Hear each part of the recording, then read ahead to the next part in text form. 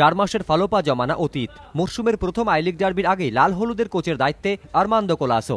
শহরে পা রাখলেন ইস্টবেঙ্গলের নতুন কোচ আর্মান্দো কোলাসো। মর্গান ফালোপা জমানা পেরিয়ে আবার দীর্ঘদিন পর স্বদেশি কোচের দিকে ফিরল লাল হলুদ। কলকাতায় নেমে কোলাসো জানালেন, ইস্টবেঙ্গল মোহনবাগান ডার্বি নয়, আই লিগকেই পাখির চোখ করছেন তিনি। I'm very happy. I'm very happy to be here with this Bengal. I love this supporters, little welcome which I've got.